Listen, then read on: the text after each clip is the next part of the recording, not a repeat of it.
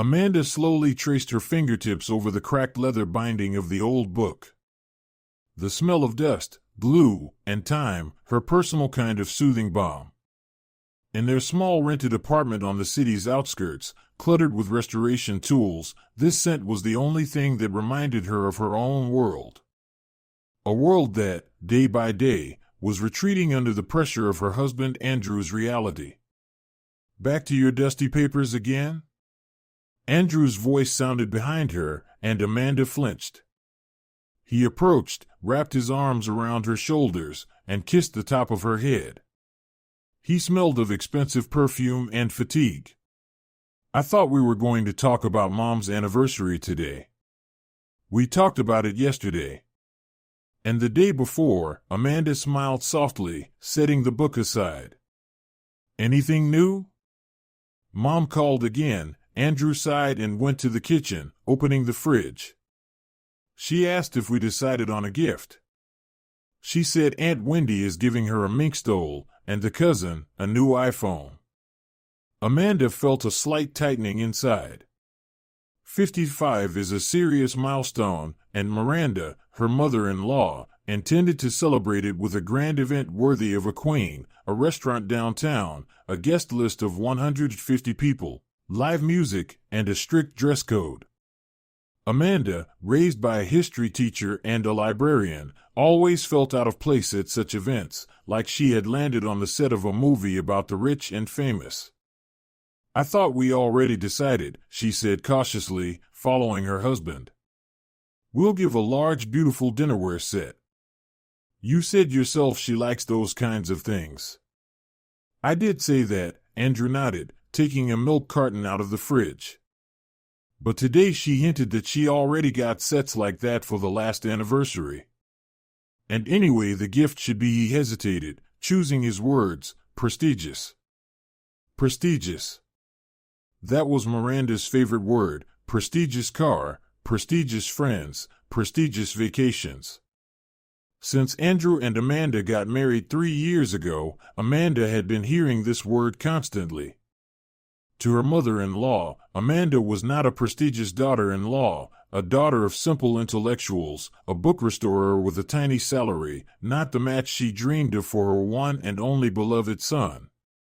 "Andrew, we have a mortgage," Amanda reminded him quietly. "We count every cent. Where are we going to find money for a prestigious gift?" "I know," he looked away.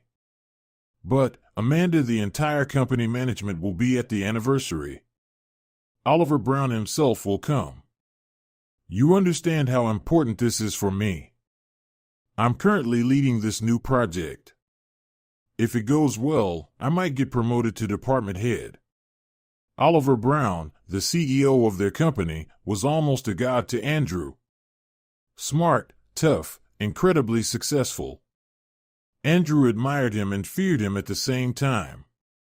And, of course, wanted to impress him. Amanda understood that. She loved her husband and wanted him to succeed. But sometimes the price of that success seemed too high. "All right," she sighed. "Let's think. Maybe some jewelry? Small but elegant? There." Andrew brightened as if she solved a complex problem. "Gold earrings, for example. Mom loves gold." He hugged her again, and in his arms she felt relief. The conflict was avoided, at least for today. But as he left, he threw a phrase that made her heart tighten once more, "And, Amanda, about your dress. Mom asked you not to wear that gray one of yours. It's cute, of course, but plain. Maybe we should buy something new? More festive?" He left, and Amanda remained standing in the middle of the kitchen. Simple, she shook the book in the air.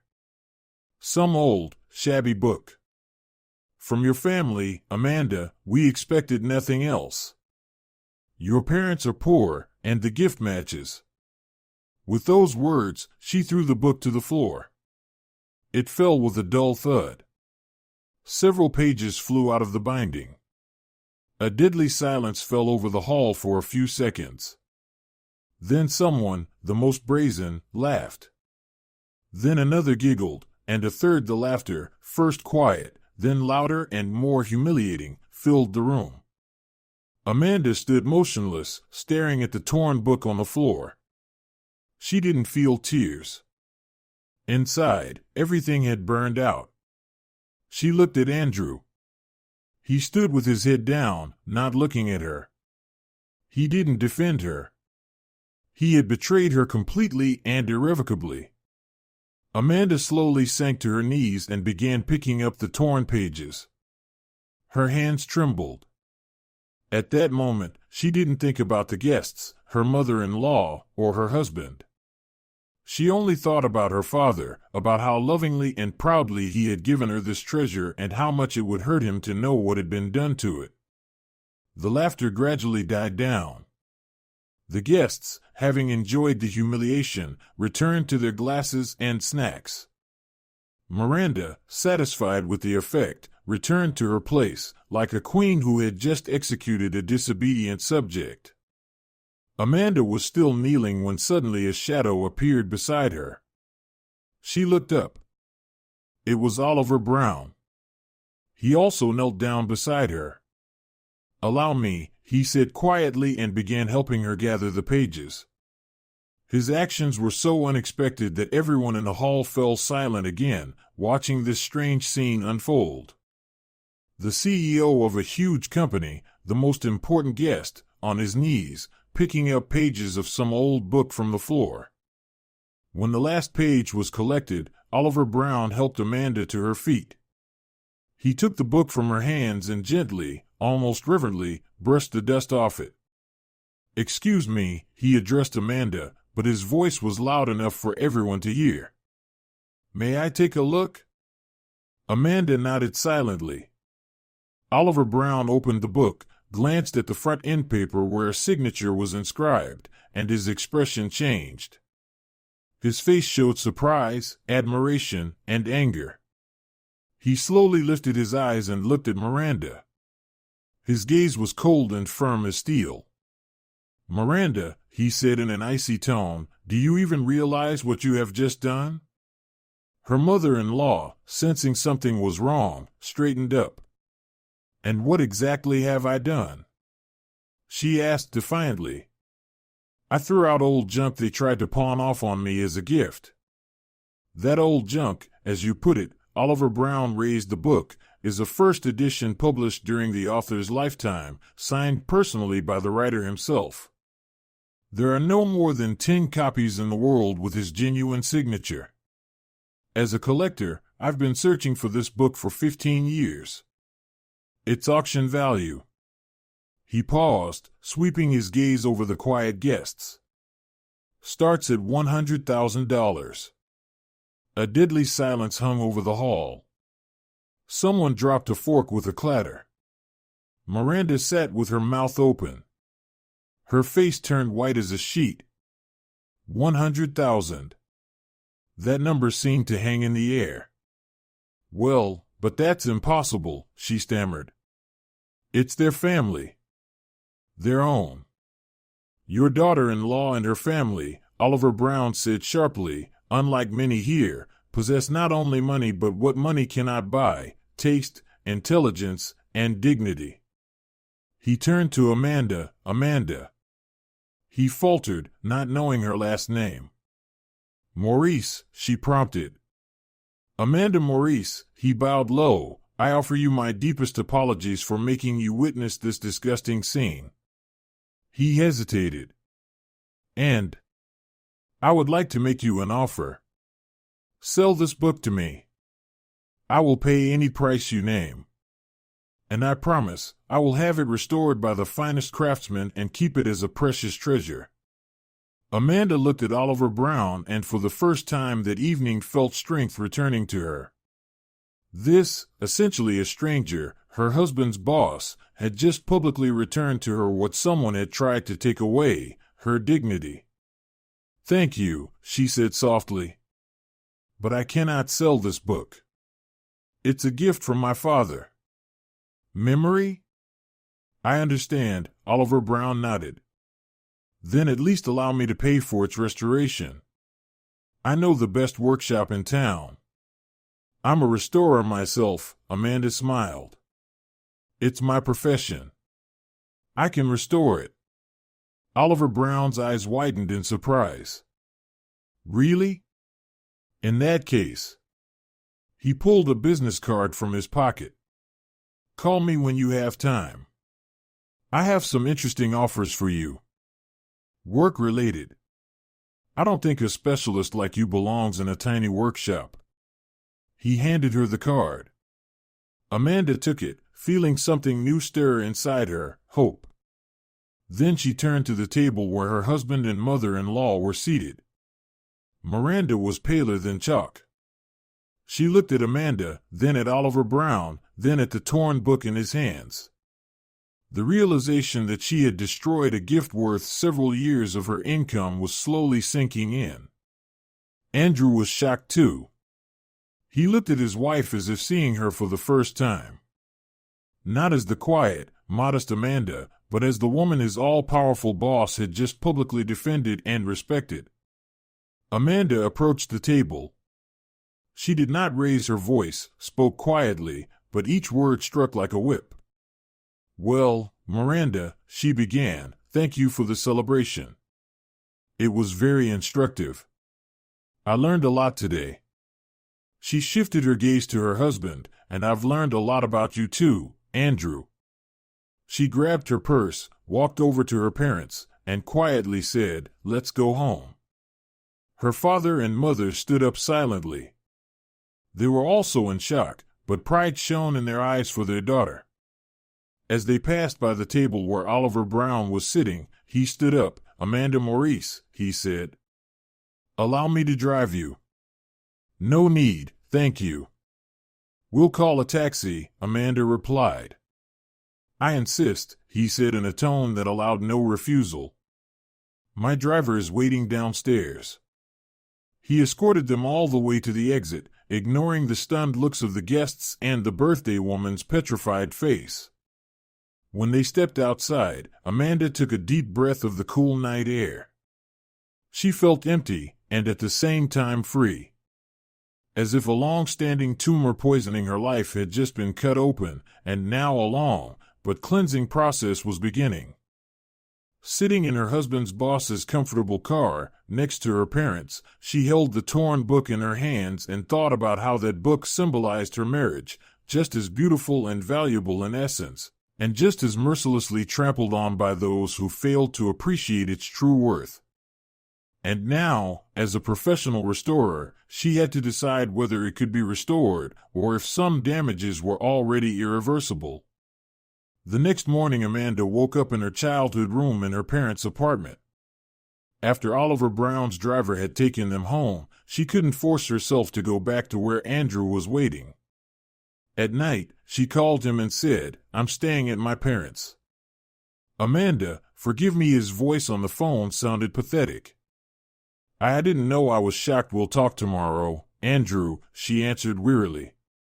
Not today. And she hung up. All the next day, her phone buzzed nonstop with his calls and messages, but she didn't answer. She needed time. Time to process everything, to soothe the pain, and to decide how to live on. You did the right thing by leaving, her mother said at breakfast. That kind of thing can't be forgiven, her father cut in. He's just a coward. Always has been. Afraid of his mother more than losing his wife. Is that a man? Amanda was silent. She still loved Andrew, or at least the person he had been at the start of their relationship.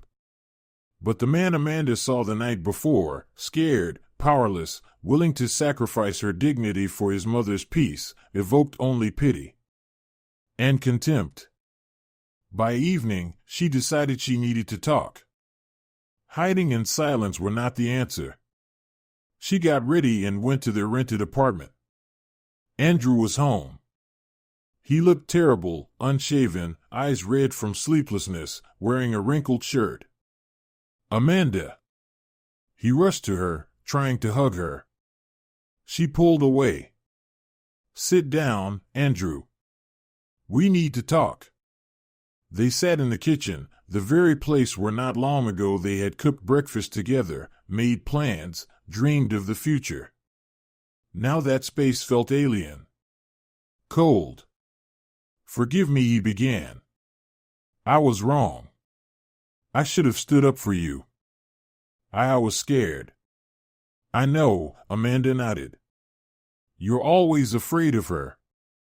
But yesterday you crossed the line, Andrew. You let her humiliate me. My parents. You just stood there silent when she threw my father's gift on the floor. I know I acted like the worst. He covered his face with his hands. But I love you, Amanda. I'll fix this. I'll talk to my mother. I'll make her apologize. No need, Amanda shook her head. It's too late. It's not about her apologies. It's about you. That in the crucial moment you didn't choose me. You chose your fear. Your convenience. Her approval. What do you mean? He looked at her with frightened eyes. I want to say that we need to live apart for a while, she said firmly. I need time to think. To understand whether I can ever trust you again.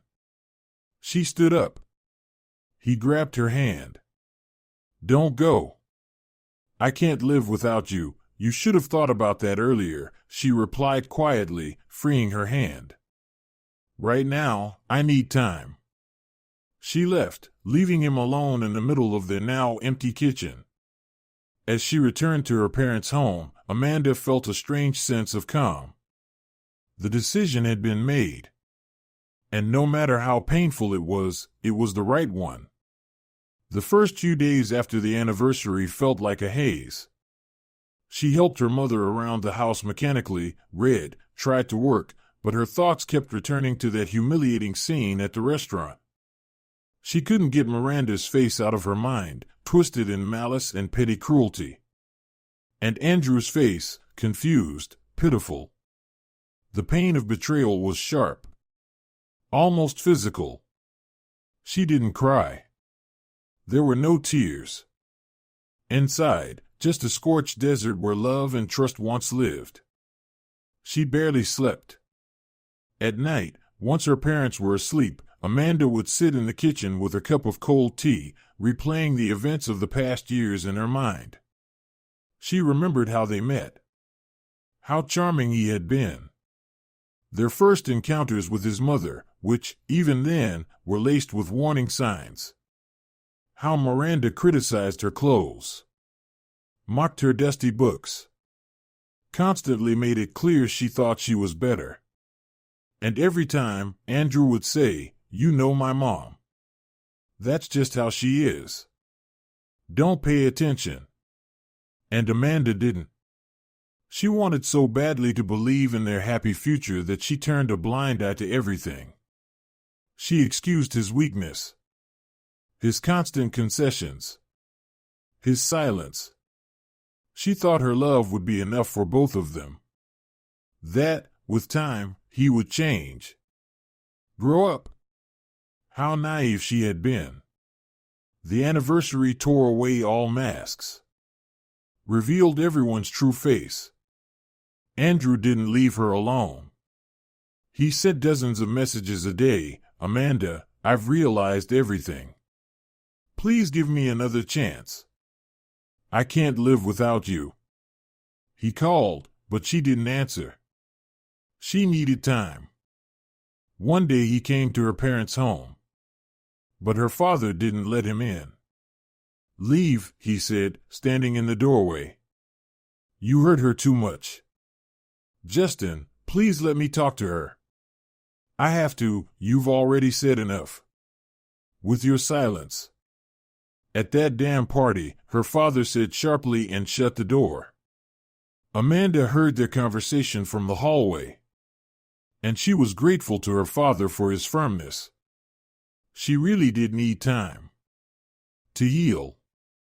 To understand whether there was even a shred of love left in her for this man. One evening, while unpacking her things from their rented apartment, Amanda came across a box of old photographs. There they were, she and Andrew on their first vacation in Prague, happy and in love. There they were at their wedding, young and full of hope.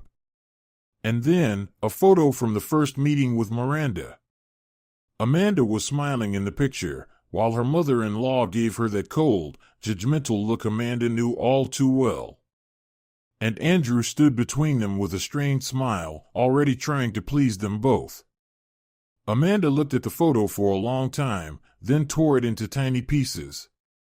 The past had to be let go, bridges had to be burned. Only then could a new life begin. She pulled out a business card Oliver Brown had given her. Her hand reached for the phone on its own. She didn't know why she was calling, what she would say. She just felt that this call was a step in the right direction. A step away from the past and toward the future. Oliver Brown, hello. This is Amanda, Andrew's wife. We met at the anniversary. She faltered, unsure how to continue. Amanda Morris, his voice on the other end was calm and friendly. I'm glad you called. I was just about to reach out to you. How are you? I'm okay. Thank you, her voice trembled. I've heard about your situation. Andrew took an unpaid leave. Said he needed to resolve family issues. I see, Amanda said softly. I'm not calling out of idle curiosity, Oliver Brown continued. I'd like to repeat my offer. I have a large collection of antique books, and many of them are in need of restoration. I'm prepared to offer you a long-term contract. He paused. If you need temporary housing while you sort things out, the company has a studio apartment in the city center. It's currently vacant. You could stay there for as long as you need. Amanda listened, and the tears that hadn't come all these days finally started to flow. Tears of gratitude and relief. At the very moment when it felt like her world had collapsed, a complete stranger had reached out a helping hand. Thank you, she whispered through her tears. I don't even know what to say. You don't have to say anything, he replied gently. Just think about it. And know that you're not alone. Oliver Brown's offer became a lifeline for Amanda. It wasn't just about work and a roof over her head. It was a chance to start over, to regain her financial independence, and, most importantly, to prove to herself that she had value outside of Andrew and his prestigious family. 2 days later, she moved into the studio apartment. It was small but cozy, located in a new building in the heart of the city, a paradise compared to the cramped childhood bedroom at her parents' place. It was bright, clean, and, most importantly, quiet. Here, she could be alone with her thoughts. The first thing she did was call her mother. Mom, I've moved. I'm okay, don't worry. Moved where, honey? Lily asked anxiously. You didn't go back to him, did you? No, Amanda said firmly. I found a job in temporary housing. She didn't go into detail, knowing her parents would only worry more. The following week, Amanda fully immersed herself in work. Oliver Brown sent her several rare editions from his collection, and she dove into the restoration with passion. The work distracted her from heavy thoughts and helped restore her sense of self-worth. Once again, she felt like more than just Andrew's wife. She was Amanda, a skilled professional, a master of her craft. She had brought with her the book that had been torn apart at the anniversary. Every evening, after finishing her main tasks, she would sit down to restore it. It became her personal ritual. Piece by piece, as she reassembled the ripped pages and mended the damaged binding, it felt like she was also putting her own shattered life back together. She decided that once she finished the restoration, she would return the book to her father. That treasure belonged to him. Andrew no longer called. He must have realized it was pointless. But one evening, as Amanda was returning from work, she saw him outside her new building. He stood shifting from foot to foot, looking thinner, more worn. "How did you find me?" she asked instead of greeting him. "I called your parents. Your father said you'd moved. I had to see you." He held out a bouquet of her favorite white freesias. Amanda didn't take the flowers. "Why are you here, Andrew?" "I wanted to say I understand now. I was wrong. I was blind. I talked to my mother. We had a huge fight. She still thinks this is all your fault. But I don't care what she thinks anymore." He looked at her with such hope and desperation that Amanda felt a pang in her heart. "I quit," he said suddenly. "What?" She couldn't believe her ears. "I couldn't work there anymore." Oliver Brown, he didn't say a word, but I could see the contempt in his eyes. "I couldn't stand it. So I left." "And now what?" Amanda asked quietly. "I don't know. I'll look for another job. But that doesn't matter. What matters is that I love you and I want to fix things. Amanda, let's start over. I promise, everything will be different. I'll never let my mother interfere in our lives again." He spoke with sincerity and desperation. And for a moment, Amanda almost believed him, almost wanted to fall into his arms, to forget everything like a bad dream. But then she remembered his face at the anniversary, his silence, his betrayal. And she knew there was no going back. "I'm sorry, Andrew," she said softly, "but I can't. Something broke forever. I don't trust you anymore." She walked past him and into the building without looking back. She heard him call her name, but she didn't stop. As the elevator rose, she looked at her reflection in the mirror. Staring back was a different woman, not the naive girl who had married a handsome, promising manager 3 years ago, but a strong, self-assured woman who knew her worth. And that price was far higher than a bouquet of white freesias and belated apologies. After that meeting at the entrance, Andrew seemed to vanish from her life. He no longer called, wrote, or tried to find her. Amanda felt relieved. At last, she could breathe freely, no longer looking back at the past. Work consumed her completely. Oliver Brown, having seen her professionalism, entrusted her with the most valuable items in his collection. He paid generously, and for the first time in many years, Amanda felt financially secure. She was able not only to support herself but also to help her parents, who at first refused the money, but then, seeing her determination, gave in. One day, Oliver Brown invited her to dinner. Not as a boss to an employee, he clarified over the phone, but as a friend. Just to chat about books and other things. Amanda agreed. She was curious to get to know this man better. Over dinner at a quiet Italian restaurant, they talked about everything: rare editions, modern literature, travel, and life. Oliver Brown turned out to be not only a successful businessman but also a thoughtful, well-read conversationalist with a subtle sense of humor. "You know, Amanda," he said as they drank coffee, "I admire your strength. Not every woman could stand tall after what you've been through." "I was just defending my dignity," Amanda shrugged. "That is strength," he nodded. "The ability to protect what matters to you." He paused, then added, "Speaking of protection, I heard Andrew still hasn't found a job." "I didn't know," Amanda admitted. "We're not in contact." "He came to me last week," Oliver Brown sighed. "Asked to be taken back. Said he understood everything now, that he was ready to start from scratch." "And what did you say?" Amanda's heart skipped a beat. "I refused." "Not because of you," he quickly added, noticing her tension, "but because I don't trust people who betray those close to them." A man who couldn't protect his wife won't be able to protect the interests of a company either. Another word from her mother-in-law's lexicon. Amanda looked down at her hands, stained with glue and paint. These hands brought antique volumes back to life. They could almost work miracles. But in Miranda's world, they meant nothing.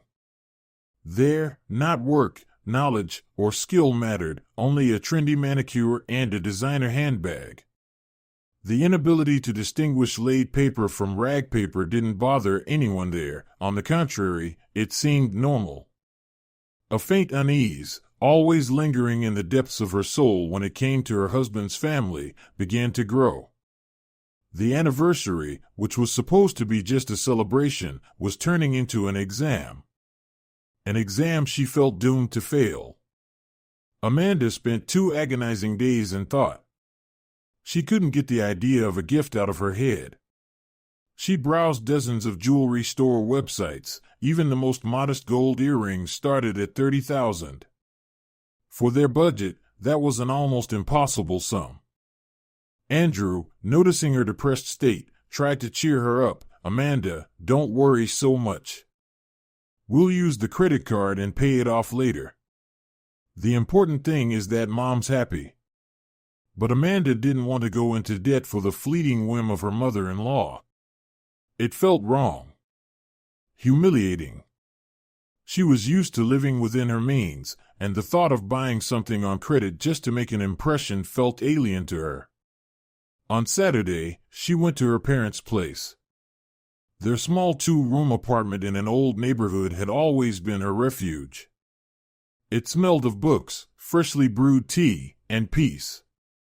"Something's wrong, sweetheart," her mother asked as soon as Amanda stepped through the door.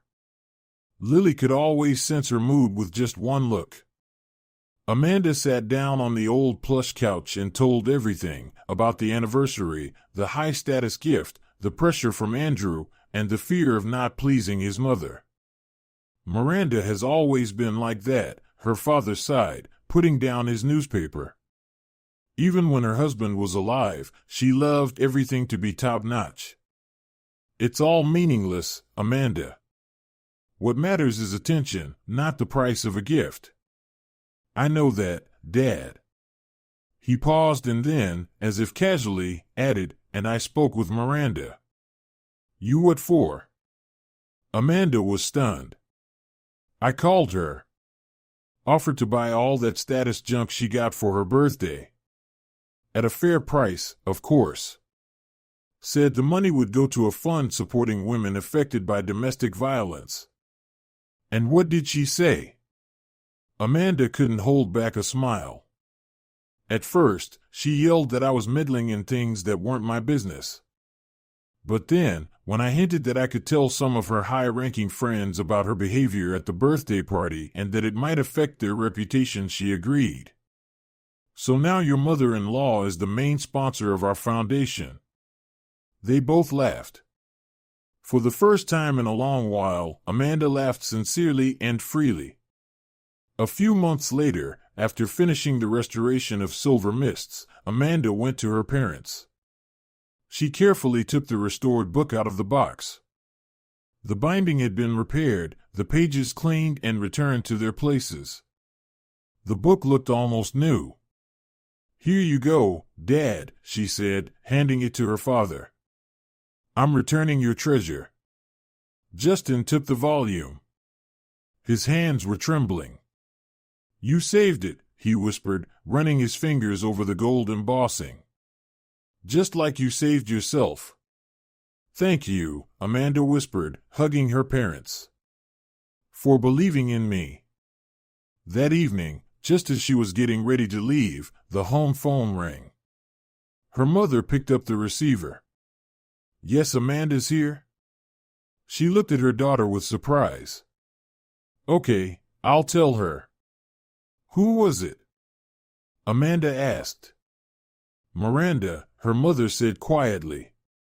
"She says it's very important." Amanda hesitated but then walked over to the phone.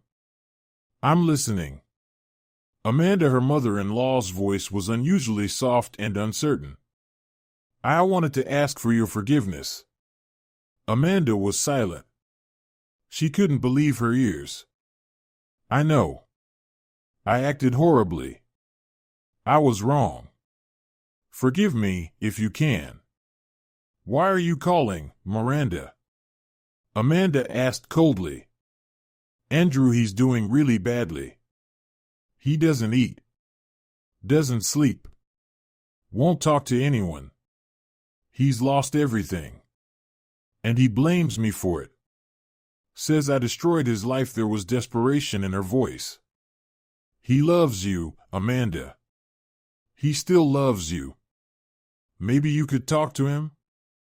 He won't listen to anyone. I'll think about it, Amanda replied shortly. Thank you, her mother-in-law whispered. Thank you, Amanda. After hanging up the phone, Amanda stood by the window for a long time. Inside, there was no gloating, no satisfaction, only a deep sadness. Sadness for broken lives, for lost love, for mistakes that could no longer be undone. She didn't know if Andrew would call. Most likely not. Their story was over. But her mother-in-law's remorse, whatever had prompted it, was the final touch in this complex picture. Justice, though belated, had not triumphed in court or public disgrace, but in the simple human recognition of guilt. Another week passed. Amanda never called Andrew. Thoughts of him only brought a dull, aching pain, like an old wound that flares up before a storm. She was certain their paths had diverged forever.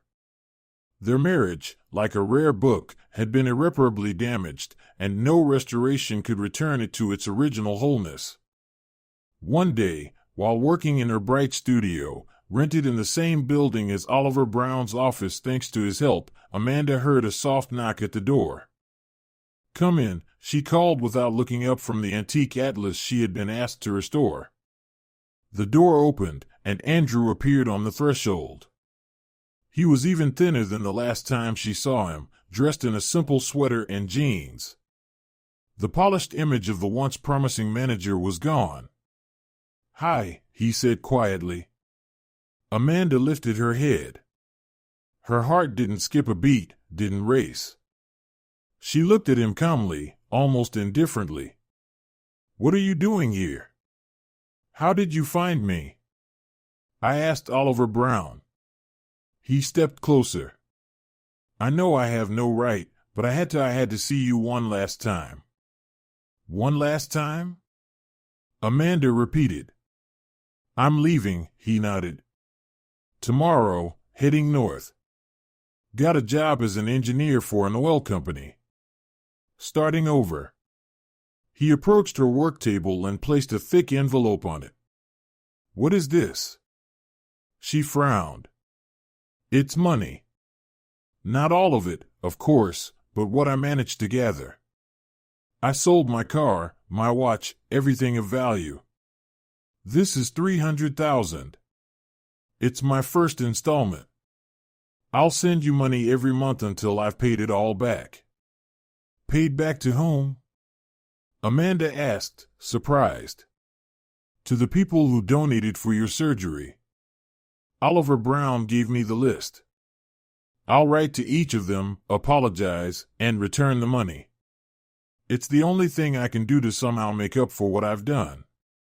Amanda looked at him and, for the first time in a long while, felt a pang of pity. He looked broken, but there was a determination in his eyes she had never seen before, something she had always missed in him. And your mother? She asked. My mother? He gave a bitter smile. She sold her mink cape and iPhone to pay for the first month's rent on a room. She's living alone now. I told her I'd be back in a year. Maybe. He looked Amanda in the eyes. I'm not asking you to forgive me. That would be impossible. I just want you to know, what I did was the biggest mistake of my life. I lost the only person who truly loved me, all because of my own cowardice and stupidity. I'll regret it for the rest of my days. He turned to leave. "Andrew," Amanda called after him. He stopped. "I wish you luck," she said quietly. He nodded without turning around and walked away. Amanda was left alone in her sunlit workshop. She looked at the envelope full of money lying on the table. She knew she wouldn't keep it. She would pass it on to the very charity fund Oliver Brown had mentioned. The story had reached its conclusion. Not like in the movies, no dramatic scenes or tearful reconciliations. Quiet, sad, and very real.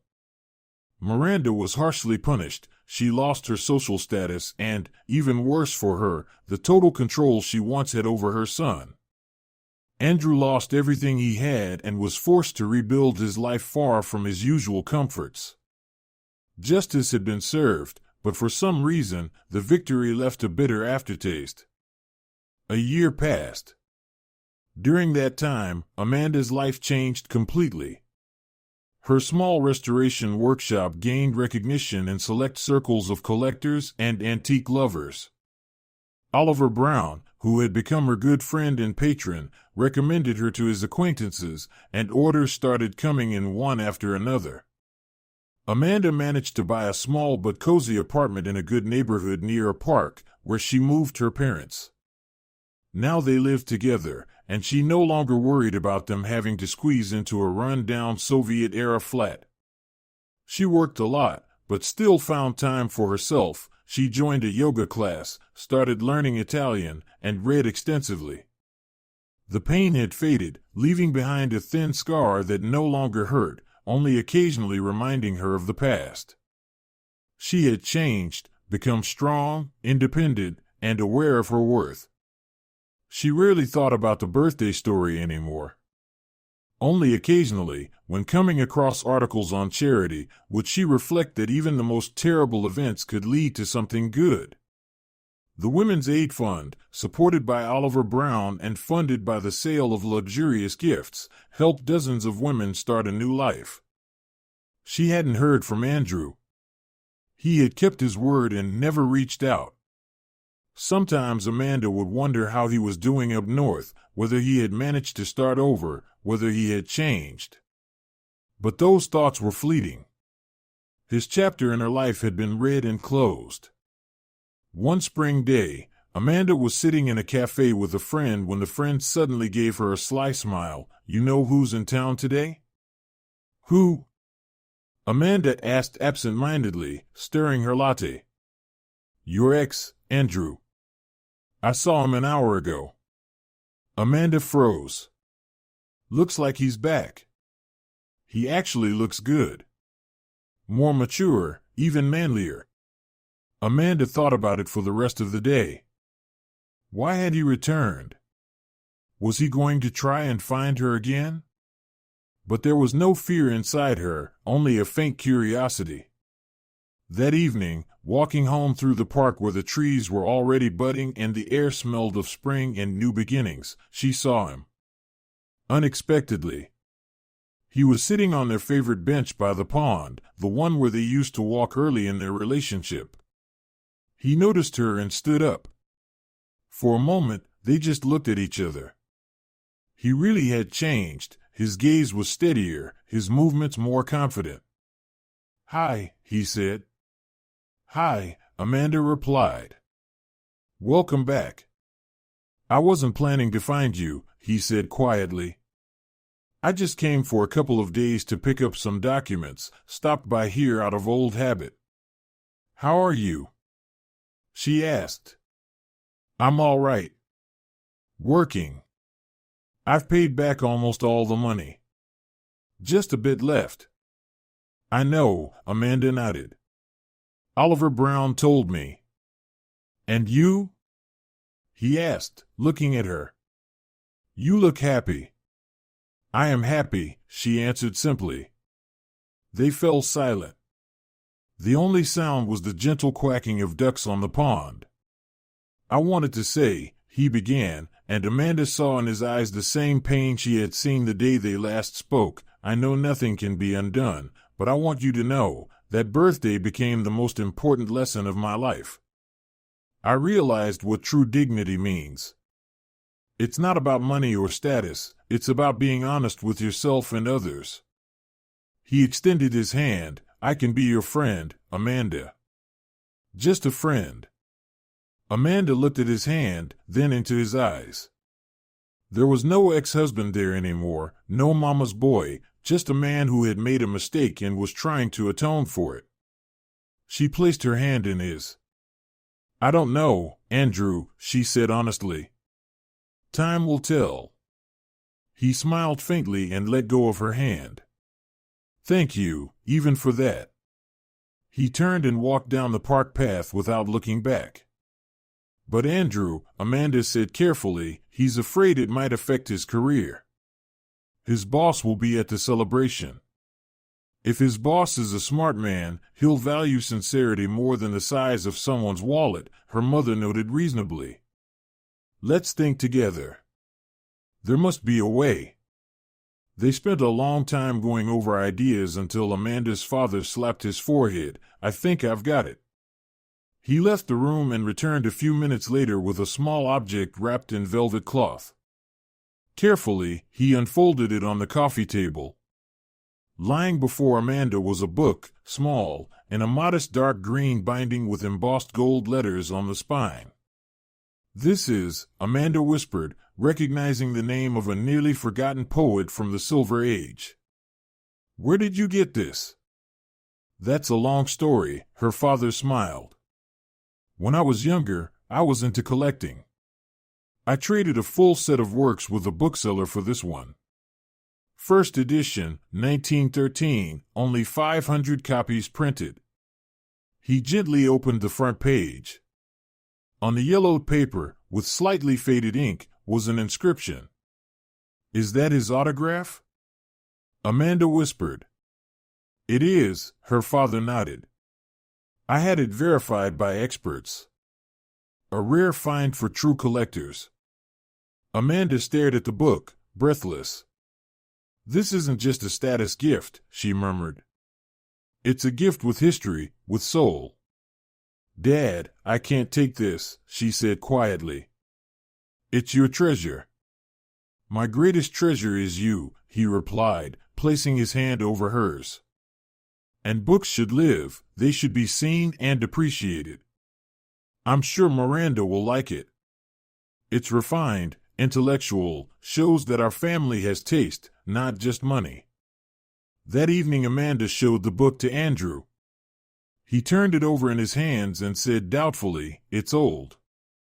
And that poet, I've never even heard of him. Mom definitely hasn't either. Andrew, Amanda said passionately, it's a first edition with an autograph. Incredibly rare. Collectors would pay a lot for something like this. Collectors, he snorted. My mom's not a collector. She likes things that sparkle and look expensive. Amanda, she won't understand. She'll think we just gave her some old book from your parents' shelf. But that's not true, Amanda protested. What difference does it make if that's what she thinks? Andrew placed the book on the table. Oliver Brown won't understand either, he added quietly. He'll see the son of a promising manager giving some dusty old book while others are handing out mink capes. What will he think of me? He'll think you have a wife with good taste, Amanda said firmly. I've decided, Andrew. We'll give this book. It's a worthy gift. And I don't want to discuss it any further. She took the book and carried it to the bedroom, carefully placing it in the dresser. Inside, two feelings battled, pride in her choice and a growing anxiety. She saw the darkness spread across her husband's face. He no longer argued, but his silence was louder than any words. He was unhappy. He was scared. And that scared her too. That night, Amanda couldn't sleep for a long time, recalling their first dates. Back then, Andrew quoted poetry to her, spoke of lofty things, admired her knowledge. Where had it all gone? Could it really be that fear of his mother and his boss was stronger than his love for her and respect for her world? A week before the anniversary, the atmosphere at home became almost unbearable. Andrew walked around gloomy and irritable. He no longer brought up the gift, but his dissatisfaction hung in the air like a storm cloud. He stopped hugging Amanda before leaving for work and spent evenings buried in his laptop, citing an urgent project report. Amanda understood it wasn't about work. He was angry at her stubbornness. She tried to make amends, cooked his favorite dishes, tried to be affectionate, but met a wall of coldness. "Are you all right?" she asked one evening while he silently ate, staring at his plate. "I'm fine," he grumbled. "The project's exhausting." Amanda knew it was a lie. It wasn't about the project, it was about her, the book, his fear. She felt guilty but also angry at herself. Why should she apologize for not wanting to humiliate herself by buying an expensive gift just to please her mother-in-law? On Wednesday, the phone rang. "Amanda, hello dear." Miranda's sickly sweet voice immediately raised alarms. "I was thinking, since money's tight for you right now, maybe you shouldn't bother buying a gift. Just come and congratulate us. Your presence is already a gift." Amanda was taken aback. "What do you mean, Miranda?" "We've already bought a gift," she replied hastily. "And what is it, if it's not a secret?" Miranda's voice sounded surprised, with poorly hidden curiosity. "It's a surprise," Amanda dodged. "Oh, those surprises," Miranda sighed. "I hope it's something decent. It would be awkward in front of the guests. I'm expecting some very important people.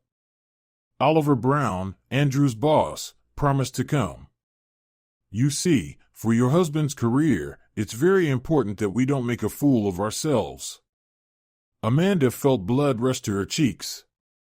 Don't make a fool of ourselves, a direct hint at her family, at her background. "We'll do our best to meet expectations," she answered coldly. "That's my smart girl," Miranda cooed. "I always knew you were a quick learner. By the way, about your dress.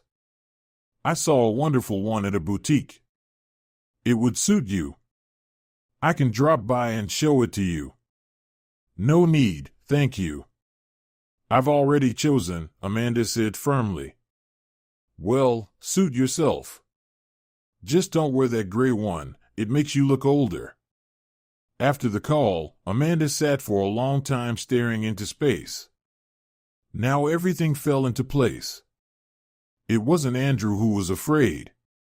It was Miranda who was afraid that a simple daughter-in-law and her pauper parents would embarrass her party in front of the high-status guests. She skillfully passed this fear on to her son, and he, like a loyal dog, carried it into their family. Amanda opened the dresser and took out the book, Silver Mists. She ran her hand over the smooth cover. No, she wouldn't back down. This gift wasn't just a book. It was a symbol of her world, her values, her family. And she wouldn't allow it to be trampled for the sake of fake glitter and fear of other people's opinions. She carefully planned how to present the gift. Just handing over the book in a gift bag would have been wrong. The value of this gift needed to be emphasized. Amanda spent several hours in her workshop, creating a special box for the book from dark wood, lined with burgundy velvet. On a small brass plaque, she engraved in elegant script, "To Miranda on her anniversary, with deepest respect." When Andrew saw the box, he whistled, "Wow, that looks impressive. What's inside?" "That very gift," Amanda replied, without elaborating. He nodded, and Amanda thought he seemed to relax a little. Apparently, the fancy packaging had calmed him down. But he didn't know that the box was just a prelude to the real show. "Dad, I need your help," she called her father. "Can you write a short speech for the gift? To tell the story of the book and its value?" Gladly, daughter, he said happily. Great idea. People should know what they're holding. The day before the anniversary, her father sent a short, concise text written in beautiful, cultured language. Amanda retyped it on thick designer paper and placed it in an envelope. Now everything was ready. She felt a strange, almost feverish calm, like an actress about to step onto the stage for the leading role. The outcome of the play was unknown, but she knew she would perform without falseness. The anniversary day began with quiet tension.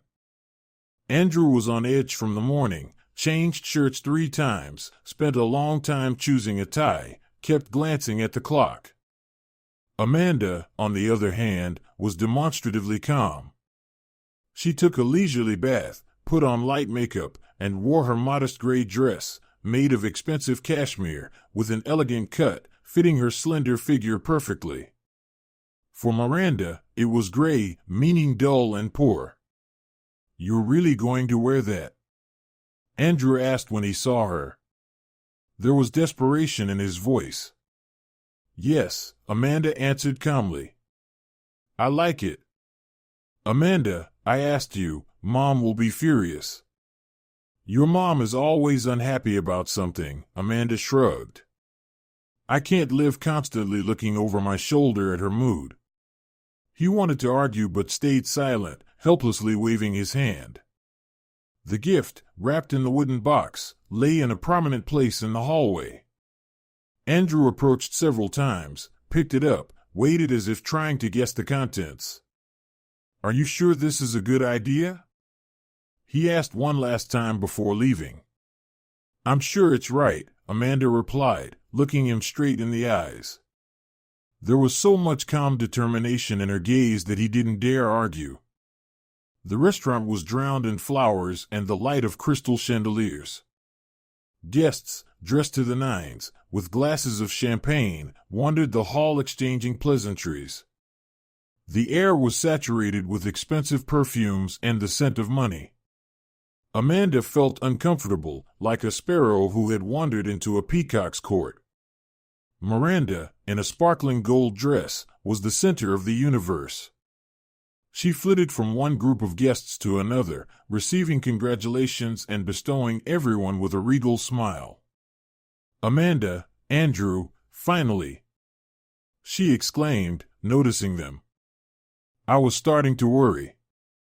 Her quick, appraising glance stopped on Amanda. A shadow of disappointment flickered on her lips, but she immediately composed herself. "Come in, dears. Oliver Brown is already here. Andrew, go say hello to the boss, don't be shy." Andrew gave Amanda an apologetic look and hurried off to obey the order. Amanda was left alone. She found her parents with her eyes, modestly standing aside.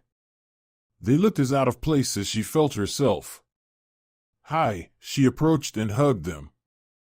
"How are you?" "We're holding up," smiled her father. "A real devil's ball," Amanda laughed. It was always easy with her parents. The evening dragged on endlessly. Toasts full of fake pomp. Performances by entertainers. Expensive but tasteless food. Amanda sat between a deputy and his wife, draped in diamonds, and felt invisible. She watched Andrew. He buzzed around the boss's table, laughed at his jokes, poured cognac. He tried so hard to be one of them in this foreign world that Amanda felt sorry for him. Finally, the host announced the gift-giving ceremony. It was like a vanity auction. Guests took turns approaching the birthday woman, giving flattering speeches and handing over huge boxes and envelopes, a mink shawl, an iPhone, a spa certificate for Switzerland, a ticket to the ball.